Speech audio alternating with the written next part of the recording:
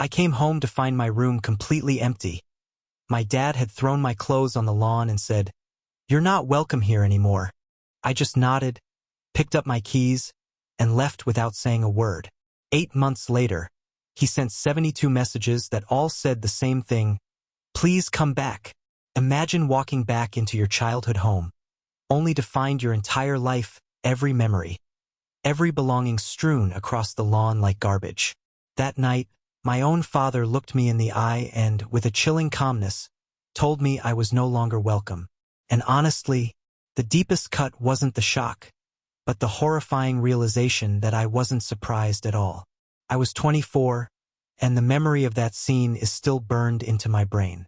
My clothes, once neatly folded, were scattered on the damp grass like someone had just tossed them. My shoes, my books, even this old guitar I'd bought with my very first paycheck, all leaned crooked against the mailbox. And there he was, my dad, standing in the doorway, arms crossed, his face carved into that sharp, stony expression I'd grown up fearing more than I'd ever let on. He didn't yell. He didn't rant. He didn't even launch into one of his long, scathing lectures about how I was a disappointment. He just picked up the last box, tossed it onto the lawn with a thud, dusted his hands, and said, "You're not welcome here anymore." Then he turned his back on me, like I was some unwanted guest who had overstayed my welcome, not his son. I remember standing there, keys still in my hand, staring at the house I'd grown up in. It hit me then. I wasn't shocked. Not really. Hurt, absolutely. Humiliated, even more so. But shock? No. For as long as I could remember, my dad's approval had been this impossible, moving target I could never quite hit. If I worked overtime, I was neglecting family. If I studied late, he'd call me lazy for not working harder. No matter how carefully I tried to live, he'd always find a way to tilt his head, sigh, and remind me how much better my brother was doing, how much faster my cousin had climbed the ladder, or how much more obedient the neighbor's kids seemed. That night wasn't some sudden explosion. It was the brutal culmination of years of small cuts, years of being chipped away piece by piece until there was nothing left of me that fit his twisted definition of a worthy son. It wasn't always this bad, I swear. When I was little, I remember my dad being strict, yes, but not cruel. He was a man who believed in rules and hard work, and I genuinely thought that if I just followed the script, I'd earn his respect. But somewhere around high school, those comparisons started to sharpen, twisting into something ugly. My younger brother, Caleb, was the golden child, athletic, charming, the kind of kid teachers would gush about at parent-teacher conferences. I was quieter, more bookish, always working part-time jobs just to support myself while I tried to study. And while my mom would try to soften the blow with little reassurances, she was often silent when Dad tore into me. Her silence, I realized much later, was its own insidious kind of betrayal. The first hint that things were spiraling beyond repair came the year I turned 19. I had scraped together every penny from 2 jobs to buy a used car. Nothing flashy, but it was mine. The day I pulled into the driveway, bursting with pride at finally having something to my name, Dad didn't even glance at the car. Instead, he pointed at Caleb, who was lounging on the porch, and said, "Now that's how you should carry yourself. Confident, easygoing, not uptight like you." Caleb just smirked and made some half-hearted joke, and they both laughed. I stood there, keys still in my hand, feeling like I'd stepped into the wrong damn script. It wasn't about the car. It was about me never being enough. From then on, things just snowballed. Every accomplishment of mine became invisible, swallowed whole in the shadow of my brother's effortless charm. I paid for most of my college tuition myself, but Dad said I was wasting money on books when I should be learning a trade like a real man. When I came home late from shifts, he'd actually lock the door, forcing me to sleep in my car because a son who can't respect curfew doesn't deserve a bed. I learned to stop expecting fairness or even basic decency.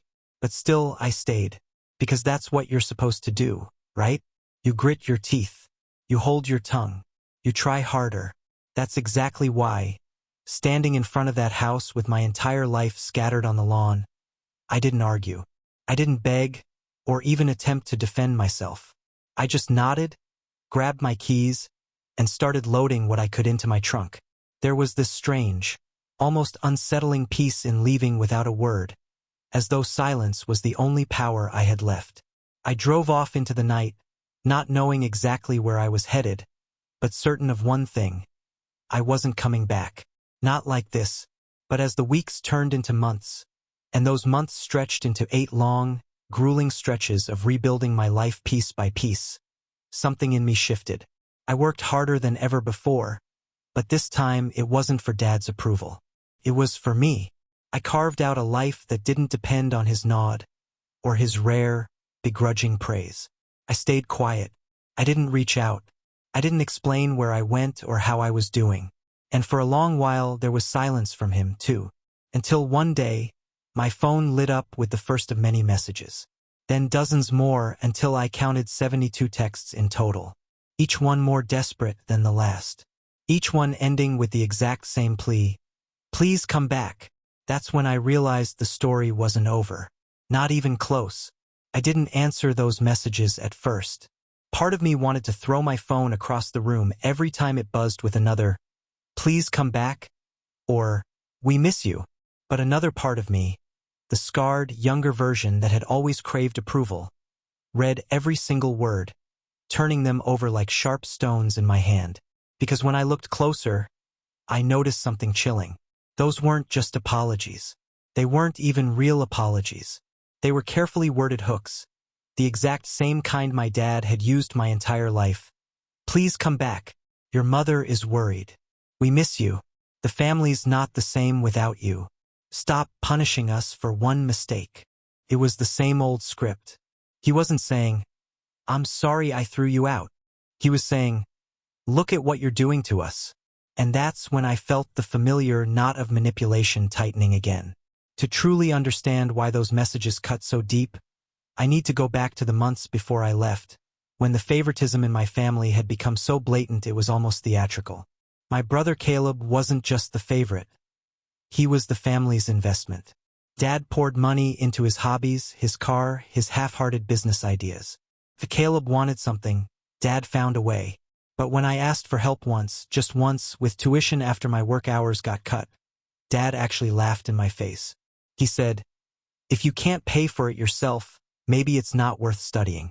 A week later, Caleb announced he was going on a trip to Miami with friends, and Dad handed him an envelope of cash like it was a rite of passage.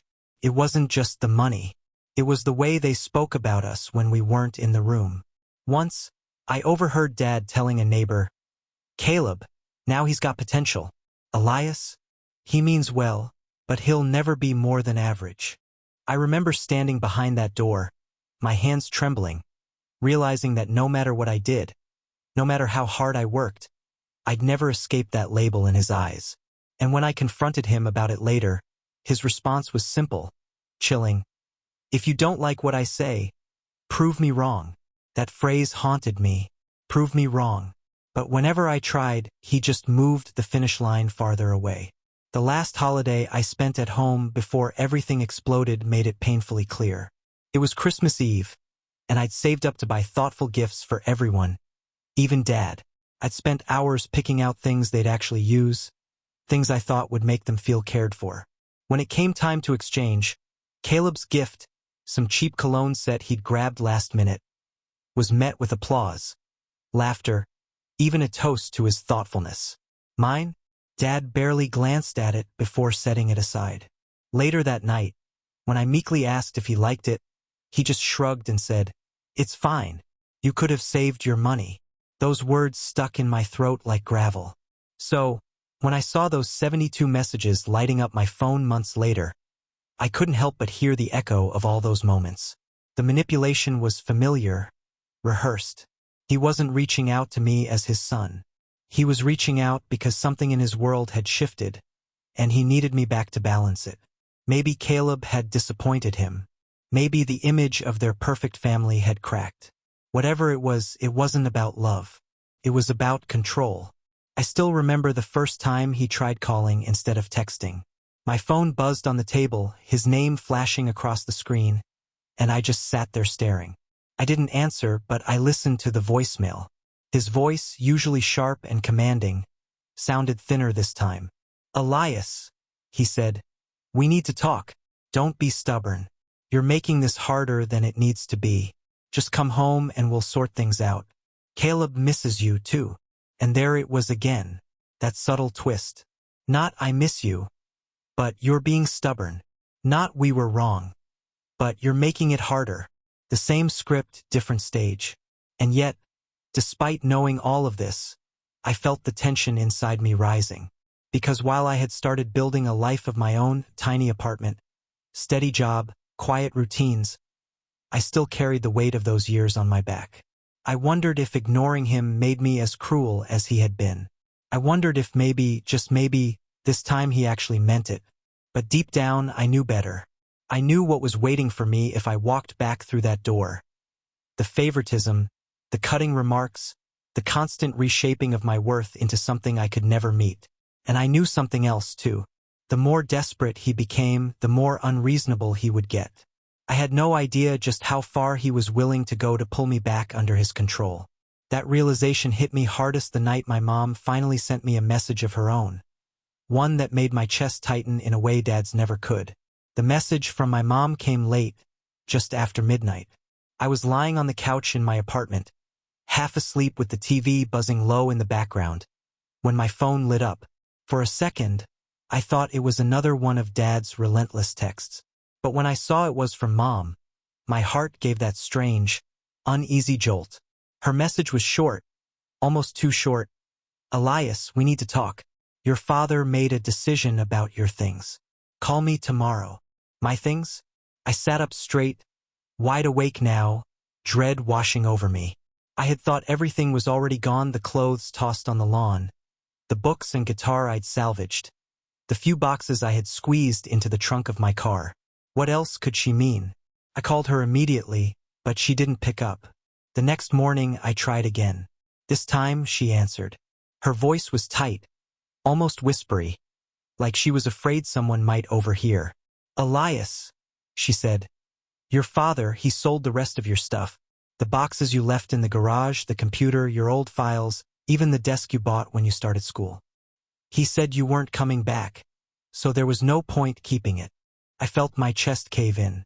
My computer, years of work, photos, writings, everything gone. I had saved it in the garage because I thought maybe, just maybe, when things cooled down I could come back for it. And my dad had just erased it all in a single calculated move. "Why didn't you stop him?" I asked, my voice sharper than I meant. Her answer came after a long pause. "You know how he is, Elias. Once he makes up his mind, there's no changing it." I didn't want to make things worse. I closed my eyes, feeling that old, familiar anger, the kind that made my hands shake. Because this wasn't just about property. This wasn't about old furniture or boxes. It was about years of my life, memories, achievements, records, all treated like garbage. And hearing my mom excuse it yet again twisted the knife even deeper. She had always been the quiet one, the peacekeeper. But peacekeeping, I realized, was just another word for abandoning me when it counted most. Later that day, I confirmed it for myself. My cousin, who lived down the street, sent me a photo he'd taken of a yard sale sign in front of our house. Tables covered in random items. My old textbooks, framed photos, even the chess set my grandfather had given me before he passed. The caption underneath read, "Your dad's clearinghouse. Thought you should know." I don't know how long I sat staring at that photo, but when I finally looked away, something in me had changed. Up until then, I had carried a fragile thread of hope that maybe things weren't completely broken, that maybe if I stayed away long enough, they would learn to value me. But watching strangers walk away with pieces of my life was the moment the thread snapped. It wasn't just disrespect anymore. It was betrayal. It was deliberate, personal. That night, Dad sent another message. This one was longer than the usual one-liners. "You're being dramatic. Those things were just clutter, and you weren't here to take care of them. Caleb's moving into your old room and we need the space. It's time you stopped acting like the victim and grew up." I read it twice, my vision blurring with anger.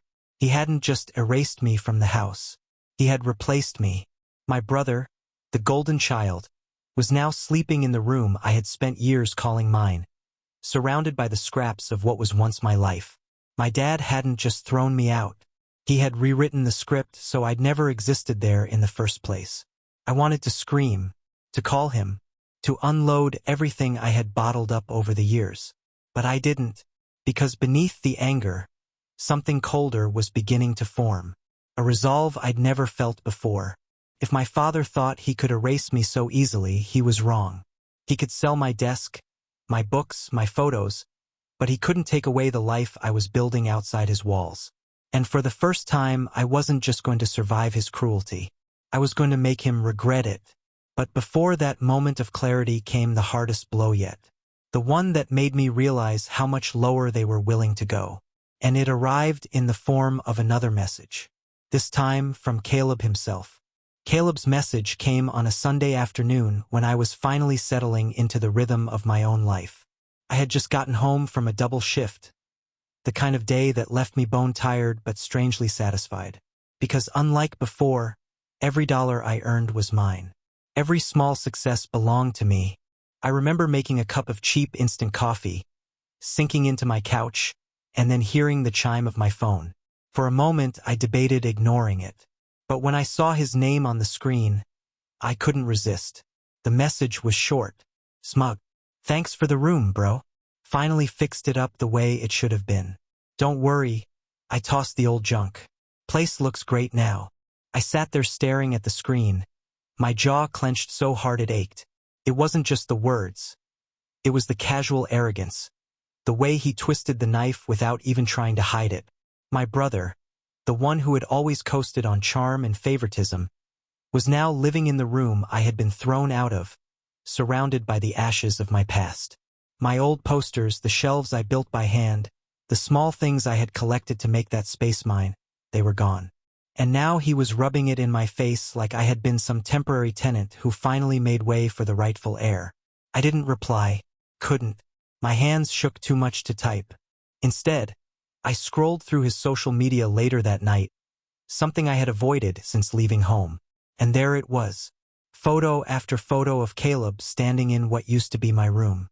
He had painted the walls a new color, rearranged everything, and filled it with sleek furniture Dad had obviously paid for. In one post, the caption read, "Finally got the upgrade I deserve." In another, someone commented, "Isn't that your brother's old room?" Caleb's reply was a smirking emoji followed by, "Not anymore." That was the moment I hit rock bottom. It wasn't just that I had lost my home. It was that I had lost my place in the family entirely. They weren't waiting for me to come back. They weren't missing me. They had erased me, painted over my existence, and handed it all to Caleb with a bow on top. I didn't sleep that night. I lay awake staring at the ceiling of my tiny apartment, listening to the hum of the fridge and the occasional honk from the street outside. The loneliness pressed down on me, heavier than ever. For years, I had endured mistreatment because I still clung to the hope that I mattered to them. That one day, if I worked hard enough, if I proved myself enough, they'd see me differently. But now I understood. I had never been the son they wanted.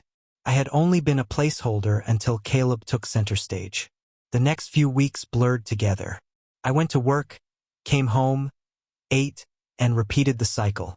I didn't talk to anyone, didn't go out, didn't answer texts from the few friends who still checked in. I told myself I was too busy, too tired. But the truth was, I didn't know who I was outside of the constant battle for my family's approval. And without them in the picture, I felt hollow. But even in that emptiness, a quiet resolve began to take root. The kind that doesn't announce itself with grand speeches or sudden decisions. It was subtle, like embers glowing under ash. I started saving more aggressively, cutting out every unnecessary expense. I took on extra shifts, even when my body screamed for rest. And slowly, I began to piece together a plan. Not revenge, at least not yet. Just survival. Just the simple, defiant determination to stand on my own, so that when the time came, I would no longer need anything from them. In those silent nights, when the weight of everything felt unbearable, I made myself a promise. I would never again beg for a place in a family that had thrown me out. I would build a life so steady, so untouchable, that they could never take it away from me. It wasn't easy. There were days when I wanted to give up, when the memories of my dad's voice telling me I'd never amount to anything echoed so loudly I almost believed him. But I kept moving step by step, shift by shift. And while I didn't realize it at the time, every small act of survival was also an act of quiet defiance. Still, I didn't know that my father's grip on control was loosening, and his desperation was only just beginning to show. And when his desperation finally collided with the fragile life I was building, everything shifted. The first flicker of change came in the most unexpected way. I had been working at a logistics company as a warehouse assistant, stacking boxes and managing inventory. It wasn't glamorous, but it was steady and it paid my bills.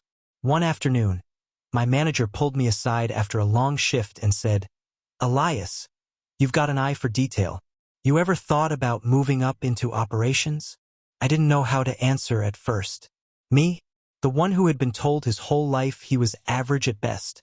But she was serious. She told me a supervisor position was opening, and while it meant longer hours, it also came with better pay, benefits, and a real chance to grow. For the first time in years, someone saw value in me. Not because of Caleb's shadow, not because of Dad's impossible standards, but because of me. I took the job. The first few weeks were tough, learning schedules, managing people, making quick decisions under pressure. But something surprising happened. I thrived. I found myself solving problems on the fly, coordinating shipments, and even earning the respect of workers twice my age. For once, I wasn't the overlooked one. I wasn't less than.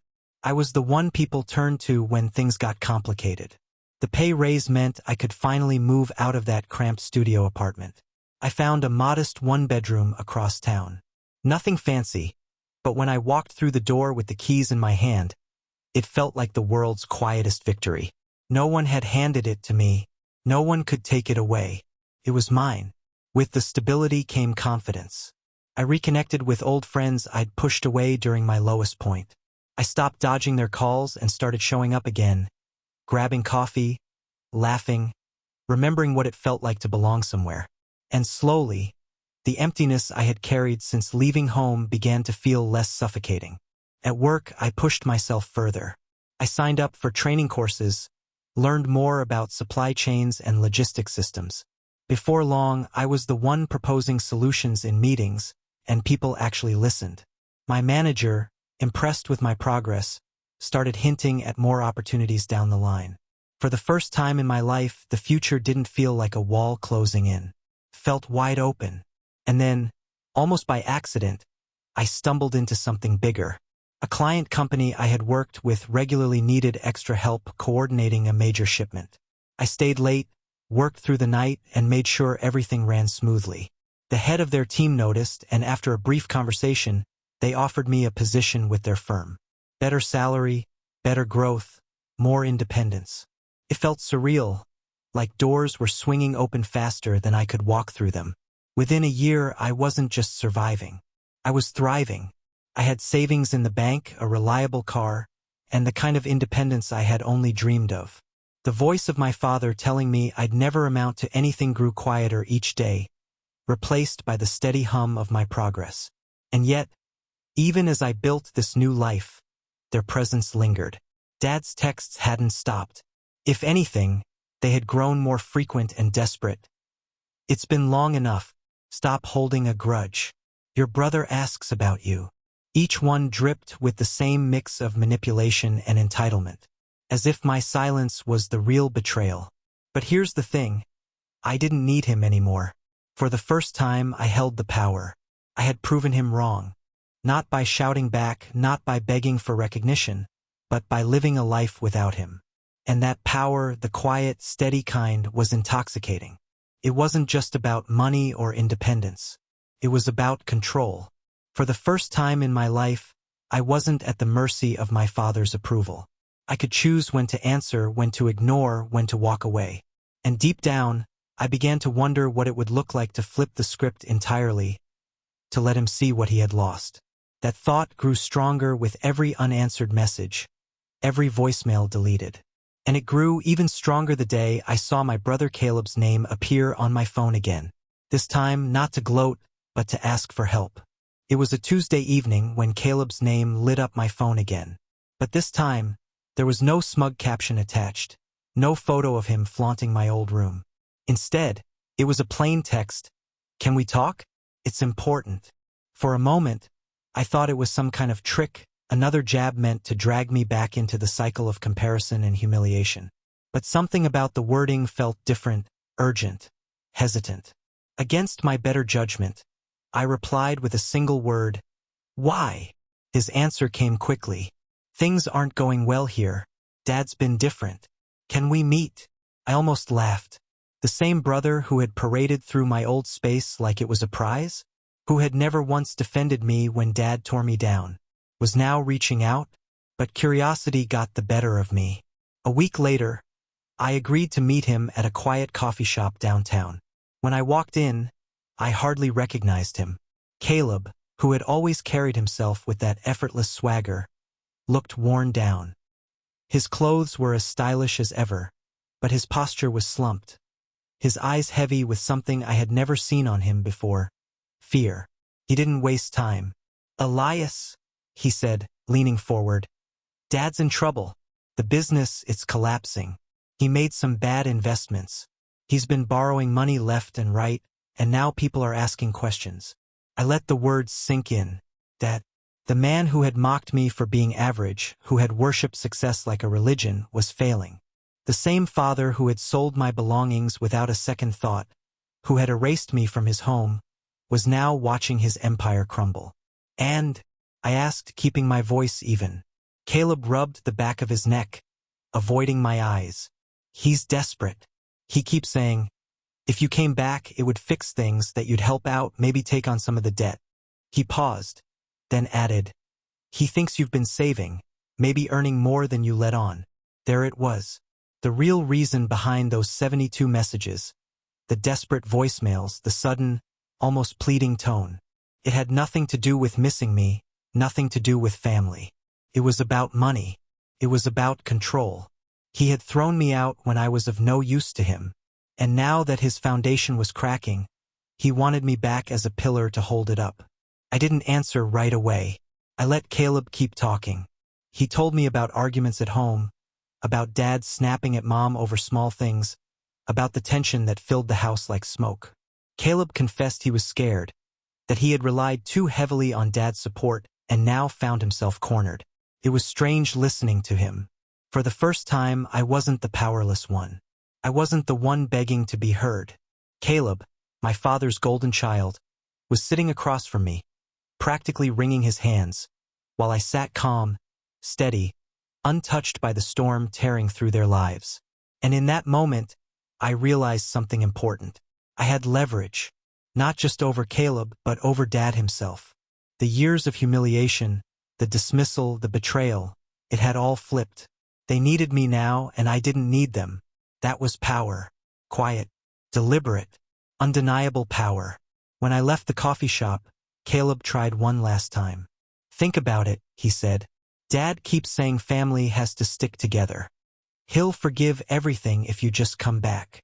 I smiled faintly, not out of amusement, but out of the bitter irony of it all.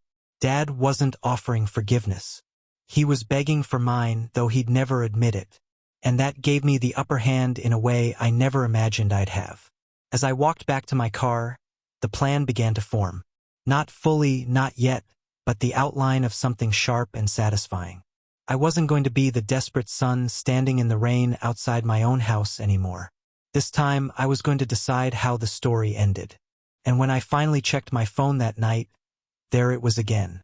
Another message from Dad. This one longer than usual. "Elias, come home. We need you. I made mistakes, but we're still family.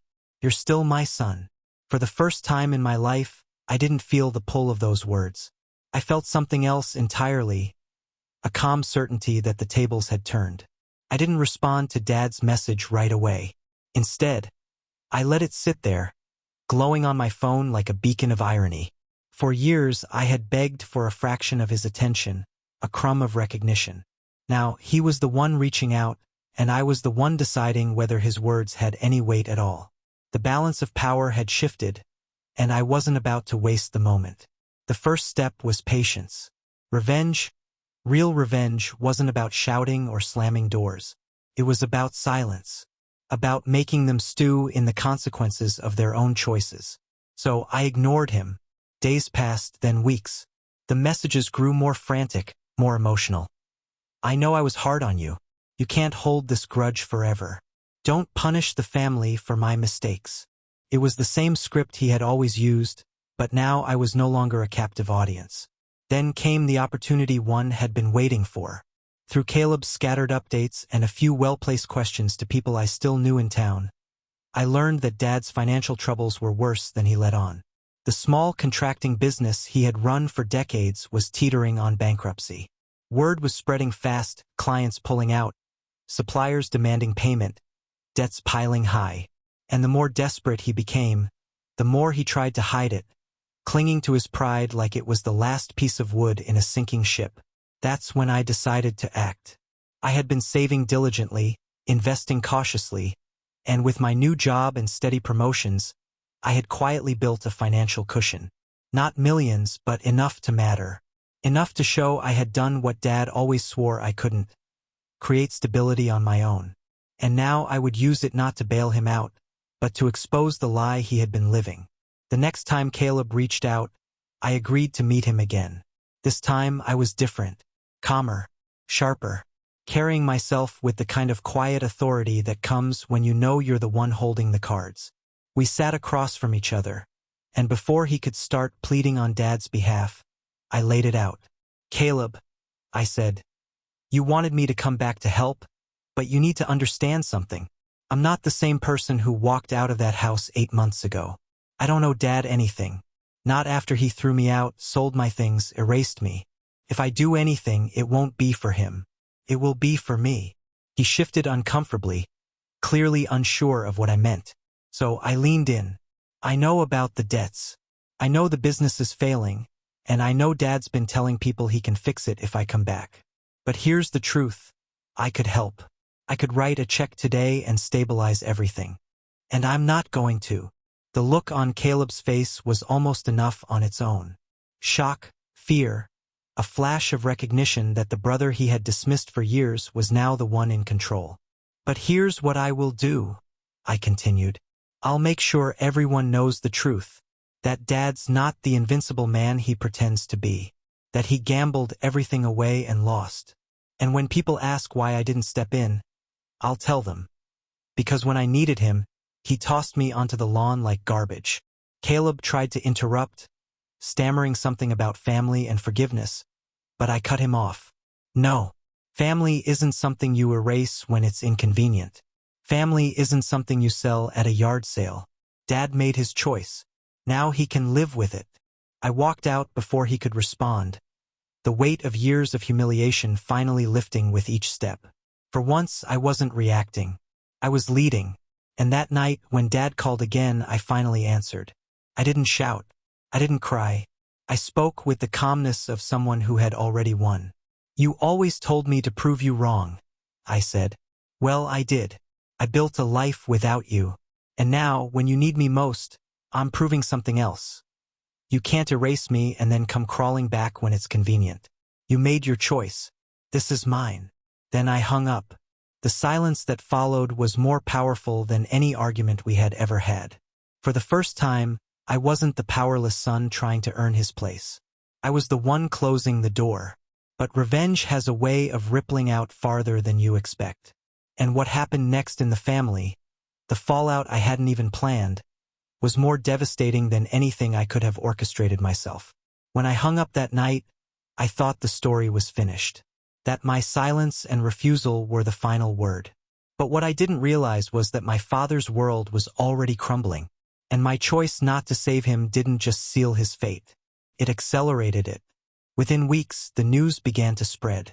The business, the one he had paraded around town as the symbol of his hard work and dominance, folded. Clients who had once praised him cut ties overnight. Suppliers came knocking for unpaid bills. And when they realized there was no money, lawsuits followed. The man who had always strutted around with his chin high, who mocked me for being weak, was now the subject of whispers and pity. In a small town, reputation is everything, and his shattered. Caleb tried to keep up appearances, but it wasn't long before cracks showed. Without Dad's financial support, he was exposed. The flashy clothes, the trips, the arrogance, all of it had been built on Dad's wallet. He called me again, this time not with smugness, but desperation. "Elias, please," he said, his voice shaking. "You don't understand. We're drowning here." And for the first time, I understood perfectly. This was the same brother who had mocked me from my old room, who had basked in being the golden child. Now he was realizing that the pedestal he had been placed on was crumbling beneath him. I didn't yell. I didn't gloat. I simply told him, "You'll figure it out the way I had to." And then I hung up. My mother, who had always been the quiet mediator, finally reached out, too. Her message was different, less demanding, more sorrowful. "I should have done more," she admitted. "I should have stopped him." I didn't reply. I couldn't, because no matter how much she claimed regret, her silence during all those years had been its own kind of betrayal. And while part of me still loved her, I couldn't carry her guilt, too. As for Dad, his final message came on a Sunday morning. The same day I moved into a new apartment, bigger, brighter, paid for entirely by me. It wasn't long, just a single line. I was wrong. I stared at it for a long time, my chest tight, memories flooding back of every insult, every dismissal, every time he had told me I'd never be enough. And now here it was, an admission too late to matter. I didn't reply. I didn't need to. His silence after that message was louder than anything he could have said. Months passed, and I heard through the grapevine that he had sold the house. The same house he had thrown me out of. The same lawn where my belongings had been scattered like trash. He downsized into a small rental on the edge of town. A shadow of the man who once towered over everyone. People no longer respected him. They pitied him. And in many ways, that was worse for him than anything I could have done. I, on the other hand, kept rising. Promotions, opportunities, friendships rebuilt. My life was no longer defined by his approval or his rejection. I had carved out my own space in the world, one that no one could take away. One evening, after another long day at work, I drove past the old house. A for sale sign leaned crooked in the yard, the paint peeling from the shutters, the once manicured lawn overgrown. I pulled over for just a moment, staring at the place that had once been both my prison and my proving ground. And then, without a word, I drove away. Not in anger, not in sadness, but in peace. Because for the first time I understood, revenge wasn't about destroying him. It was about walking away whole while he crumbled under the weight of his own choices. And I had done just that.